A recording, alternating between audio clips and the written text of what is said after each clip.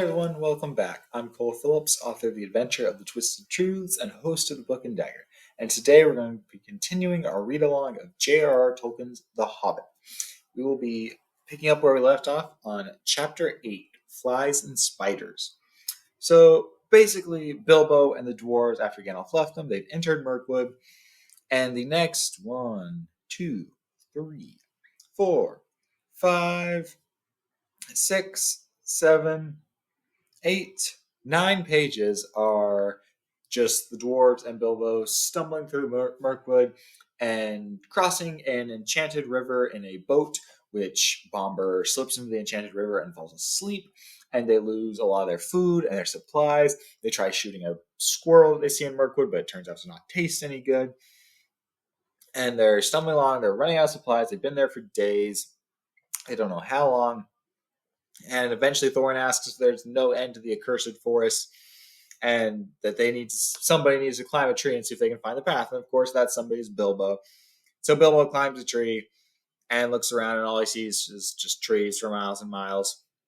So he gets back down, and this makes the dwarves more miserable than ever.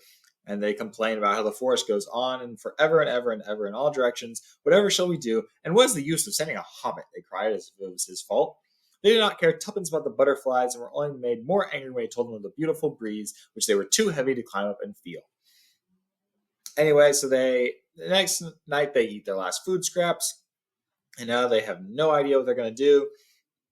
And then Bomber wakes up from his enchanted sleep, and he starts talking about what he's like, why, when he finds out what's going on, he's just sits there and moans. He's like, why ever did I wake up? He was dreaming beautiful dreams about great feasts and woodland kings and great things that he couldn't describe to them. And eventually, so they're all complaining, and the dwarves tell him to shut up because they don't want to hear about his dreams of food when they don't have any elegant food. And then Balin, who is on lookout, calls out, what was that? I thought I saw a twinkle of light in the forest. And so they all look, and a longish way off it seemed they saw a red twinkle in the dark. Then another and another sprang out beside it. Even Bomber got up, and they hurried along then, not caring if it was trolls or goblins. The light was in front of them and to the left of the path. When at last they had drawn level with it, it seemed plain that torches and fires were burning under the trees, but a good way off the track. It looks as if my dreams were coming true, gasped Bomber, puffing up behind. He wanted to rush straight off into the woods after the lights. The others remembered only too well the warnings of the wizard and Beorn. A feast would be no good if we never got back alive from it, said Thorin. But without a feast, we shan't remain alive much longer anyway, said Bomber, and Bilbo heartily agreed with him. Anyway, so they all go, and after a great deal of creeping and crawling, they peered around the trunks and looked into a clearing where some trees had been felled and the ground leveled. There were many people there, elvish-looking folk, all dressed in green and brown and sitting on sawn rings of the felled trees in a great circle. There was a fire in their midst, and there were torches fastened to some of the trees round about, but most splendid sight of all, they were eating and drinking and laughing merrily. Anyway, the dwarves and Bilbo all rush forward to beg for food, and once the lights go out, and basically everything's chaos, the dwarves are running around looking for each other and screaming at each other, and eventually, the elves just disappear. And so they basically they just are more dejected, so they leave the clearing. They try to find the path again, but then Dory, who's on watch, sees the lights again spring up in a different part of the forest. So they all go, and they try this again to go forward and beg for food. Only this time they don't rush the elves; they just walk for. They go forward. And they're like, "Can we get food?" But once again, the lights go out, and they're all running around screaming. And then they find Bilbo's fallen into enchanted sleep. Which, when he wakes up, he tells them he was dreaming of great feasts and foods, just like Bomber. And the dwarves say, "Don't tell us about dreams. Dream dinners aren't any good, and we can't share them." Anyway, this happens a third time, and this time it's even more chaos, and the lights don't come back on. They're running around, and the dwarves get separated, and Bilbo's running around shouting for the dwarves and can't find them in the dark. Anyway, so Bilbo sits himself down with his back to a tree, and not for the last time fell to thinking of his far distant hobbit hole with its beautiful pantries. He was deep in thoughts of bacon and eggs and toast and butter when he felt something touch him. Something like a strong, sticky string was against his left hand. When he tried to move, he found that his legs were already wrapped in the same stuff, so that when he got up, he fell over. It was basically a great spider that's been tying up with webs, so Bilbo beats it off with his fist, then draws the sword and kills the spider with it. And then after this, he gets a great boost of confidence because he's killed a giant spider or a giant monster. So he looks at his sword and goes, "I will give you a name. I shall call you Sting." After that, he sets out to try and find the dwarves and rescue them. And eventually, so he puts on the ring to go invisible through the forest, and because hobbits can creep along quietly, he sneaks through the woods, and eventually he finds this great clearing of where there's just all these giant spiders, and they've got all these webs, and all the dwarves are all tied up in webs and hung up. And in a similar situation to the trolls, the spiders are arguing about the best way to eat the dwarves, which these dwarves seem to try to get eaten wherever they go. But anyway, so then one of the spiders goes to one of them and nips hard at the nose that is sticking out of the stuff. There was a muffled yelp inside, and a toe shot up and kicked the spider straight and hard. There was life in Bomber still. There was a noise like the kicking of a flabby football, and the enraged spider fell off the branch, only catching itself with its own thread just in time. So that makes the angry spider very angry, and it starts to go towards Bomber because it wants to kill him and eat him then.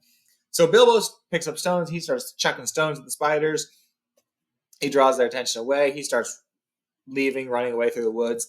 And he starts singing songs about old fat spiders spinning in a tree. Old fat spiders can't see me. He starts calling them Addercop and Tomnadotty, which Tolkien says is not very good, perhaps. And you must remember that he had to make it up himself on the spur of a very awkward moment. It did what he wanted anyway. As he sang, he threw some more stones and stamped. Practically all the spiders in the place came after him. Some dropped to the ground, others raced along the branches, swung from tree to tree, or cast new ropes across the dark spaces. Anyway, Bilbo draws the spiders off and then sneaks back and cuts his friends down. And the dwarves and Bilbo then proceed to battle the giant spiders with sticks and stones, and Bilbo has Sting. And eventually, after a super long battle, they manage to kill all the spiders. Well, they don't kill all of them. Some of the spiders just mysteriously vanish. And then so they all find their way to one of those elven rings where the elves are having a big feast. They collapse into it. And there's like strong elven magic on it, so it keeps all the wild beasts out and stuff. But anyway, so dwarves then want to know how Bilbo saved them again. So Bilbo eventually tells them the true story. He tells them about the ring and Golem. And basically he tells them the stuff he left out. But the dwarves, their opinion of him just goes up all the more, even as Gandalf said it would. And basically, so they all decide to get some rest because they don't really know what else to do. And as they're all getting to sleep, all of a sudden Dwalin opened an eye and looked around at them. "Where is Thorin?" he asked. It was a terrible shock. Of course, there were only 13 of them, 12 dwarves and a hobbit. Where indeed was Thorin? Thorin had been caught much faster than they had. You remember Bilbo falling like a log into sleep as he stepped into a circle of light? The third time they did it, it had been Thorin who stepped forward, and the lights went out as he fell like a stone enchanted. All the noise of the dwarves lost in the night, their cries as the spiders caught them and bound them, and all the sounds of the battle next day had passed over him unheard. Then the wood elves had come to him and bound him and carried him away. The feasting people were wood elves, of course. They are not a wicked folk. If they have a fault, it is a distrust of strangers. Though their magic was strong, even in those days they were wary. They differed from the high elves of the west and were more dangerous and less wise. For most of them, together with their scattered relations in the hills and mountains, were descended from the ancient tribes that never went to ferry in the west. There the light elves and the deep elves and the sea elves went and lived for ages, and grew fairer and wiser and more learned, and invented their magic and their cunning craft in the making of beautiful and marvelous things before some came back into the wide world. In the wide world, the wood elves lingered in the twilight of our sun and moon, but loved best the stars, and they wandered in the great forests that grew tall in lands that are now lost. Still elves they were and remain, that is, a good people.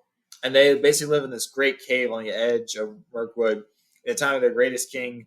Before his huge doors of stone, a river ran out of the heights of the forest and flowed on and out into the marshes at the feet of a high wooded land. This great cave, from which countless smaller ones opened out on every side, went on far underground and had many passages and wide halls, but it was lighter and more wholesome than any goblin dwelling, and neither so deep nor so dangerous. In fact, the subjects of the king mostly lived and hunted in the open woods, and had houses or huts on the grounds and in the branches. The beeches were their favorite trees. The king's cave was his palace, and the strong place of his treasure, and the fortress of his people against their enemies.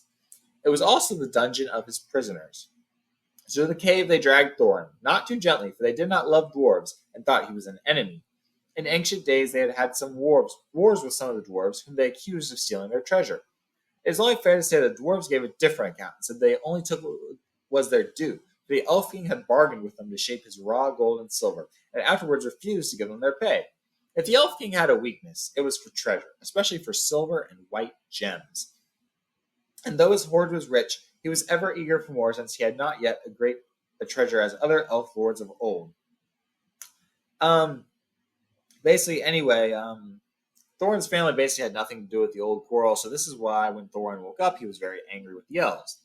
It was determined that no word of gold or jewelry would be dragged out of him. So he's brought before the king, and the king looks sternly at Thorin and asks him many questions, but Thorin will only say that he is starving. "Why did you and your folk 3 times try to attack my people at their merrymaking?" asked the king. "We did not attack them," answered Thorin. "We came to beg because we were starving."